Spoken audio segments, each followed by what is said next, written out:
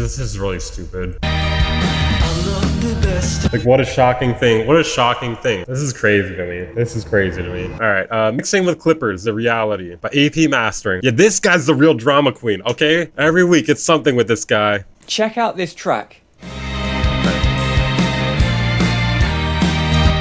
It's a pretty new band called Heatwavers, and it was recorded and mixed by Jack from Echo Room Recordings in the UK, and they were kind enough to give me permission to use a track for the video. So what did you notice when you listened to the track? A lot of people who enjoy mixing, or maybe how the vocal sits in a mix, but people who are advocates of clippers probably took one look at the gain reduction on that limiter and were like, okay. Ooh, H3 fan. That's an old meme there. But I like that meme, so I'm cool with it. So let's just assume that that amount of gain reduction on the limiter is completely unacceptable. Now, there's a couple of YouTubers out there who sell clipper plugins who told me that I need to buy their clipper plugins and put an instance on every single track so that I can prevent those transient peaks from spiking into the limiter and causing that massive gain reduction from happening. I need to take all of the load off the limiter so that it can sound way more transparent, so the limiter can just work a bit, and all of those transient peaks I'm taking care of with clipper plugins before it hits the limiter, and that's going to sound way more transparent because I've been told by the same YouTubers who are selling me the clipper plugins that limiters don't sound good. Limiters sound bad, and the less limiting that I can do,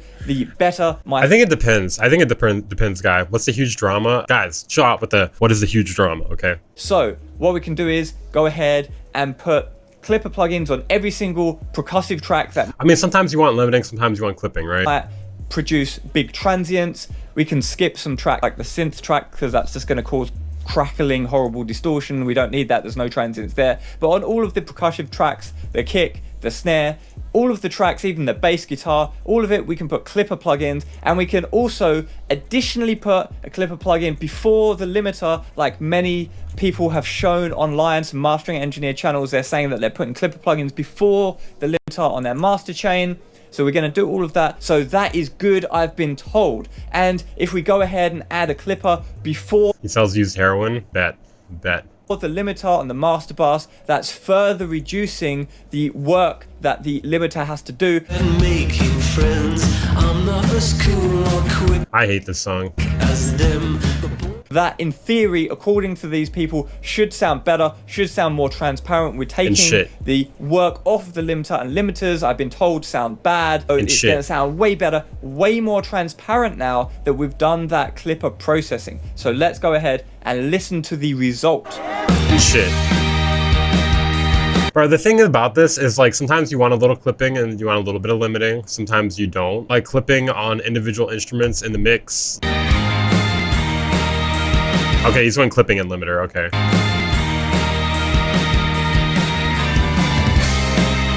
The thing I'm noticing about the clipping and limiter here, well, I don't know if you guys notice this here, but look at the lower parts. I'm going to take a screenshot here. Okay, as you can see at the top side here, the quieter parts of the signal up here, they're much louder, right? So it looks like there's more limiting being done. And then on this one, it's not as loud looking, right? So I kind of feel like he's not doing the same amount of gain reduction, right? Because for some reason in the limiter version, it's a lot closer to the max volume. Am I wrong here? Does it not seem like something's off in this comparison? They're both just tools for dynamic control. I know, but he wants to get autistic about it, so we're gonna get really autistic about it. What's the difference between clipping and limiting? Clipping cuts off the peaks, and limiting reduces them, like it pushes them down. Like when you do a little bit of clipping, you can't hear it. It just sounds pretty good usually. Clipping outside saturation. I like them both. I think it's just there's a time and place for both.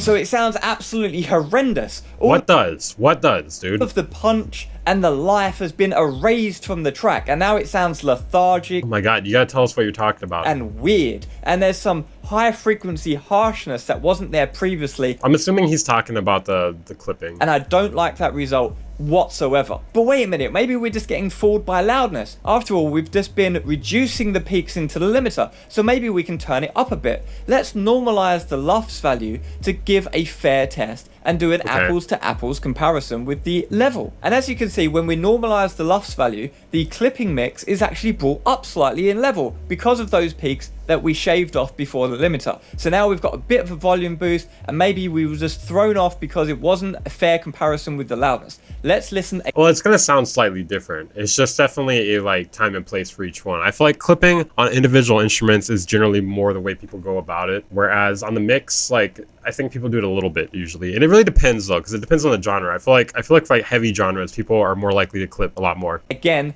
loudness matched.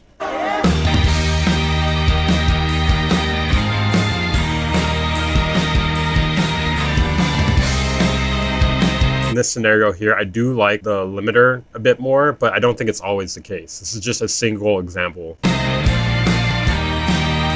Also, it depends how you mix it, because the way it's mixed will affect whether or not it's going to sound good like this. Truth be told, nobody's going to notice anyway. That is true. So no, it still sounds absolutely horrendous, even it doesn't sound horrendous despite the additional loudness boost we got from the LUFS normalization. But maybe not all is lost. Maybe we can do a more advanced technique here and make it sound even more transparent. Well, one more advanced technique which I personally teach in my online courses, but more in compression and sound design stuff, not necessarily this clipping stuff, is a pre-post emphasis sandwich. What is that? Well, you get an EQ going into your processor, and then you flip the EQ to reverse what you've done. Like, this is so crazy to address this instead of addressing, like, why would you do this instead of just addressing that maybe you don't want it for certain genres? Maybe there's different ways to use it. It just seems like a really roundabout way of going about this. The other side of that process is a sandwich with two He's the TMZ of music production? No, I am. Stop it. EQ plugins on the outside and the processor in the middle. And we can do that here with our clipping plugin.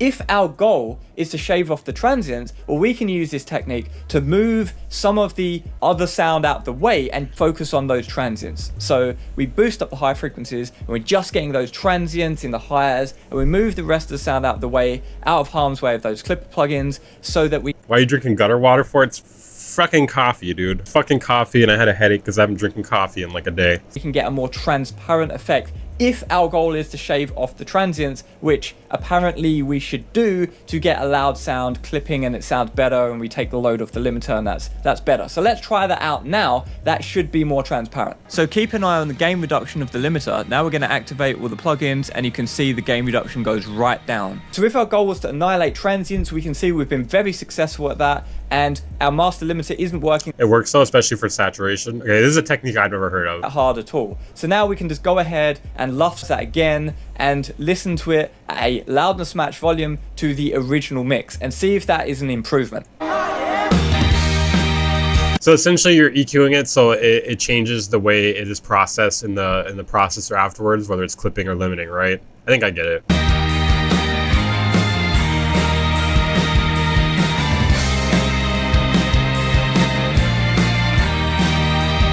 Partially sounds good, I think, in the highs, and it sounds fucked up in the lows.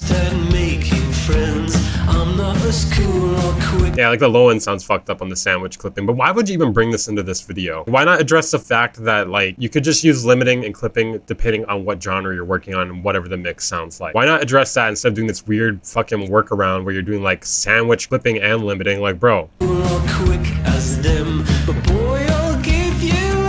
So no, it sounds bad still, even despite the fact that we've shifted our processing to target only the transients. Guess what happens if you delete all of your transients from your mix? Well, it's going to sound mushy and lifeless and lethargic and bad, because guess what? Music needs transients to sound good. So if you cut them all off as part of your process, well, your music is just going to sound lifeless and crap. I think he's trying to point out the advice given to him was not good. But yeah, but there had to be people pointing out advice that maybe you should try this with different genres and different mixes. Maybe we're still missing something. Maybe the point of reducing those transients into the limiter, so the limiter isn't working that hard, is so that, like, I can't tell if he's just being disingenuous or if he's just being ignorant or if he's just like focusing these videos just like one song. Maybe it shouldn't be around one specific song. we can then turn the limiter up and make it louder overall. And maybe this additional loudness that we're going to get in the limiter is going to sound so amazing that it's going to offset all of the damage of making our transients mushy and destroying all of the liveliness and the energy in the mix. Maybe it's just, yeah, it is funny for a mastering guy. It's going to be so worth it. It's really weird. Made it louder. So let's go ahead and do that. Now we've freed up all of that headroom. We can boost the limiter and make it really loud. And now that's just going to sound so great, and everyone's going to be so impressed with how loud that we've got it. Working so hard to make the grade. Sounds fucking terrible. Saying act your age when this. But because we have zero knowledge or control over the end user's volume knob, we have to LUFS normalize that to get a fair comparison again. And let's listen to that again, A/B to the original mix with the huge gain reduction of that limiter versus our nice, neat, tidy, controlled version, really loud, maximizing the full headroom available to us in the limiter, the optimized version as advocated by the clipping people online who sell clipping plugins and are just deep in the clipping rabbit hole. Let's compare these two versions. He's just trying to get attention to his channel. I feel like it's not really working that well though. He's only got 7,000 subs. Like he is getting views per video. And see which one wins, which one sounds better. It should sound so much better with all that level, that volume. It should sound so loud and great. Let's A/B it now.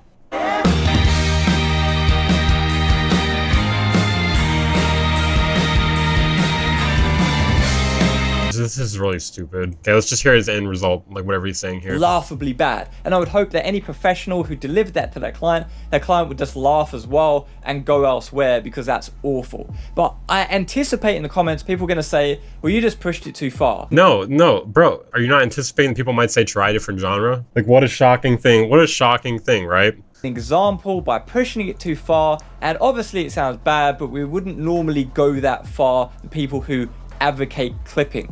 Okay, let's just assume that I went way too far. I don't actually agree, by the way. Easy to get carried away with this kind of processing. Once you start seeing that the limiter gain reduction is taken right back down and you can push things louder into it, you get carried away with boosting the volumes. It's really easy to get carried away with this kind of processing, and you can fool yourself into thinking that this sounds great because you're getting louder levels, and louder always sounds better to the human ear.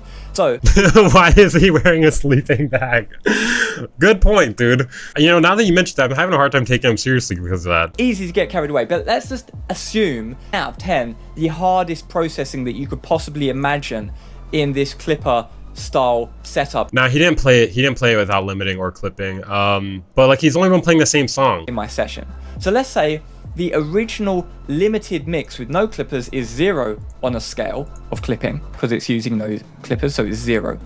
And the clipping version is 10 that I just did because it's the most extreme example. Let's just say, even though I disagree, let's say it's the most extreme example. So there's a sliding scale between no clipping, 0, and what I just did, which is considered assumably extreme. Why do you want to be on a sliding scale between not sounding bad and sounding bad? Why do you want to be on a sliding scale towards crap? It's a slippery slide, a slippery slope towards This is crazy to me. This is crazy to me. I've never seen somebody dance around the answer so hard, you know? Bringing out paint again, guys. I'm bringing out paint. It's happening. It's fucking happening. Okay, this is where he is, all right? This is him. He's moving around all this other shit here, all right? It's just like, oh, whoa, whoa, whoa, whoa. It's all just going around him. There could be another fucking answer here. Another fucking answer. Oh, shit. Oh, there's a oh, we gotta delete that comment. We better delete that comment. Oh, no, no, no. Oh, another one. We gotta delete that comment. I think he's just dancing around the idea that maybe there are other options. on the volume knob, and that is another type of normalization, listener normalization. So all of the loudness that you think you got this loud sound, you've not got any loudness there at all. It's completely irrelevant. If you don't know what I mean by the concept of end user normalization, then check out part 2 of the Clipper series, which is No, absolute send him a kiss pic. Send him like a video of me going.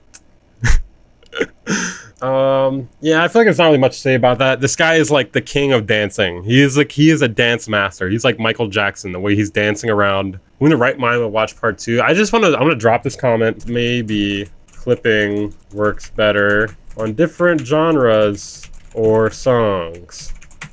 Or you can make part 35 dancing around this obvious conclusion. He does have free plugins. I wouldn't want to miss out on those free plugins.